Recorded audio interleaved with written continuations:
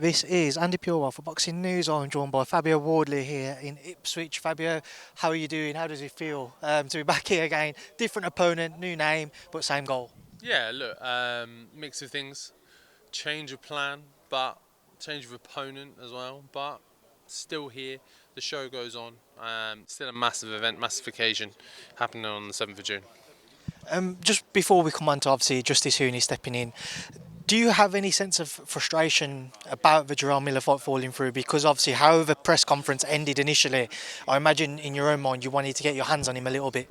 Yeah, look, there is a little bit of that, but ultimately, boxing's boxing. It's never a straightforward job. It never goes as planned, really. Things are always moving around, and that is just another example of it, basically. But look, you take it for what it is, and you keep moving. You can't dwell on it.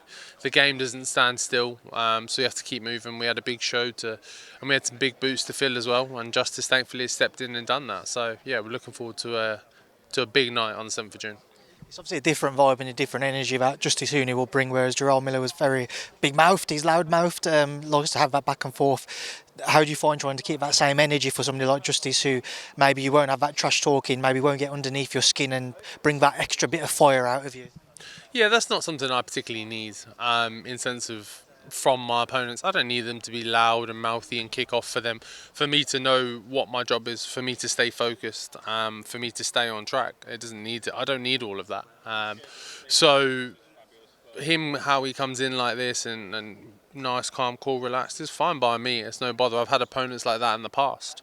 And I've still come through and got the win. I don't need a big braggadocious loudmouth to get me G'd up and give me all the energy. I can do that all myself. Are you surprised, Fabio, that given where you're at in your career and what you've achieved so far, and obviously headlining here at your home football team stadium, that when people talk about you fighting, it's the power. It's the only thing that people want to mention. They don't mention your boxing ability or ring IQ. None of that. It is simply you have one attribute in people's minds and seemingly in Team Hooney's mind. Is it a surprise to you that that seems to be the admission they give? Not a huge surprise, no, because I think throughout my career I've always been very underestimated, very I don't know, undercredited, maybe the word. I think I've been overlooked in a lot of spaces, and the actual way I've gone about winning, or how I've won a fight. And yeah, cool. You see the great knockout, but how did I set it up? How did I get there? All the behind the scenes stuff of the training, watching video, watching footage, and focusing on those things. All that is missed, but it's boxing. It's cool. I don't mind that. Like if Justice's team or whoever else wants to go into a fight thinking the only thing I have is power, then that's only to their own detriment. That's no bother to me. Speaking to Justice earlier, he said that the route for success for him is to avoid getting kind of caught up in a bit of a firefight. He wants to box, he wants to move, he doesn't want to give you those opportunities. What's the key to success for yourself? Yeah, look, it depends how he wants to turn up. You've seen with me that I'm multifaceted. I can either war it out, or if we were going to box and move, then we can box and move. But I know he says that, but I think once the night turns up, once the occasion turns up, once he hears the crowd and this, that, and the other, I've looked at a few of his fights and he doesn't mind getting stuck in at all.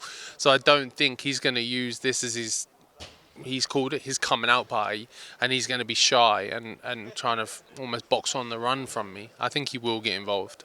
I was going to say, obviously, the fight in particular that sticks out is that Kevin Lorraine, a fight where there were plenty of back and forths.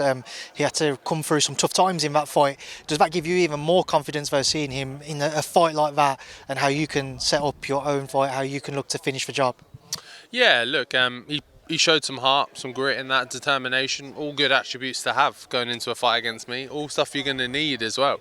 But ultimately, like on the night, I'm coming through on top. It's no bother. You can have all of that and bring it all to the ring, but this is my night, my occasion, my event. Eddie Hearn, talking about the A12, a happy ride back. Frank Warren mentioning massage parlours, wasn't what I was expecting, but is it in the back of your mind to not just get one up on Eddie again, but to make him show him what he's missed, what he never maybe quite offered enough to try and keep you in his stable? Yeah, look, it's never as begrudging as that. The game's the game. It ends up how it ends up. The chips fall where they fall. And look, I'm with Queensbury, and Frank was the man. And he was able to pull it off. This night, this occasion isn't about anyone else but me. It's not about proving nothing to anyone else or making a statement to anyone else other than myself and to my fans, my home support and the crowd. That's mainly what it's about. But there's little sweeteners around there to edge up the tally of Queensby versus Matchroom and just getting one over on Ed and sending him home down the A12, maybe dropping a few tears. Frank offering you a bonus for a little victory there as well. No, he hasn't. But now you've said that, maybe I'll give him a nudge and ask. Just want to quickly ask as well. Kubrat Pulev was obviously a fight we've just spoken about for a while. Why did that one not eventually get over the line? For a variety of reasons. Ultimately, we had this firm date in our mind, and they weren't being the most forthcoming to work with. So we pivoted. Look, I'm not one to wait around on someone else. I'm very much the type of person to force people's hands and force people into a situation. I'm not just going to sit and go, oh, okay, yeah, I'll wait for you, sit and wait for you, and go stagnant on the shelf. So we wanted someone who was keen, ready to jump in. And initially, it was Jarrell Miller. Now, Justis Huni. But either way, I wasn't waiting around. So one way or another, I will force Kubrat Pulev's hand and he will have to face me.